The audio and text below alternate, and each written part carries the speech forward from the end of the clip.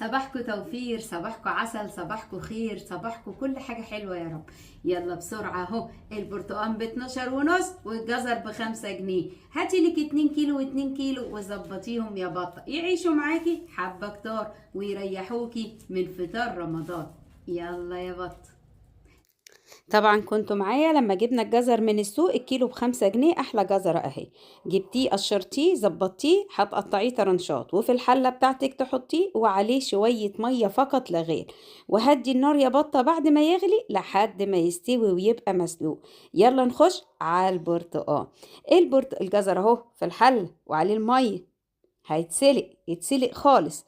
تسيبيه يهدى كده عشان نعرف نضربه في الخلاط. البرتقان بتاعنا برتقان بلدي، النهارده جايبه ال2 كيلو ب25 جنيه، يعني الكيلو ب12 ونص. غسلته كويس، قطعته نصين. دي الكيتشن ماشين كنوود، فيها جزء عصارة للبرتقان، طبعا بتسهل عليا جدا. عايزة اقولك بتركب بطريقة سهلة اهي. الحلة بتاعت الكيتشن ونفس السكينة عادي جدا اهي، والقطعة بتاعة عصير البرتقال.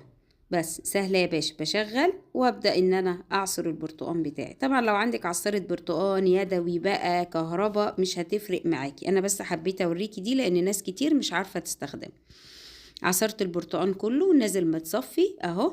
هبدأ ان انا حطيت الجزر في شفشق الخلاط وعليه عصير البرتقال معلهوش مية، بيور بقى صافي كده. تمام، خلص الضرب وبقى ناعم كويس جدا. هبدأ ان انا اعبيه في اكياس، بس انا عايزة اوريكي المقدار بتاعه قد ايه لما تيجي تعمليه كعصير. ادي 4 معالق سكر، وادي فنجان بس من اللي احنا عملناه، والباقي يا باشا مية متلجة. شفتي البساطة؟ ولو انت مطلعاه متجمد هتحطي مية عادية وقلبه. ادي نص لتر برتقان صافي تحفة. حابة تحطي فانيليا حطي، حابة تحطي نقطة عصير ليمون يديله مزازة حطي، براحتك خالص خالص، ولا يهمك اي اللي انت عايزاه اعمليه.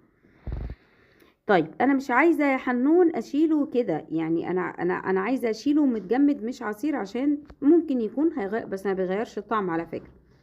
انا كيست دول وهوريكي فكره تانية. هنجيب برتقانه بسره مش بلدي، عشان البلدي بيبقى فيه بذر، وممكن تجيبي بلدي عادي تفتحي تطلعي البذور منه، ولكن انا بستسهل ابو سره.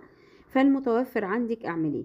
قشرتها وقطعتها طرنشات، خدت بقيه الجزر من غير ميه خالص اهو، وهضيف لها البرتقانه بتاعتي. بس لما هاجي اضربهم في الخلاط هضطر اصفي عشان هيبقى فيه تفل للبرتقان. بس يا باشا كده خلصنا وظبطنا الدنيا وتشال معانا. بصي ما كلفناش كتير والله، 10 جزر و25 برتقان. وفي النهاية بقولك اهو، عايزة تشيليه طرنشات براحتك، عايزة تشيليه عصير فيه جاهز على الاستخدام فوري براحتك. المهم تعملي اللي يريحك انت. تمام، تشربيه بقى بالسكر، تستكفي بالسكر اللي في الجزر هيعجبك برضه، وكل حاجة تحت ايدي.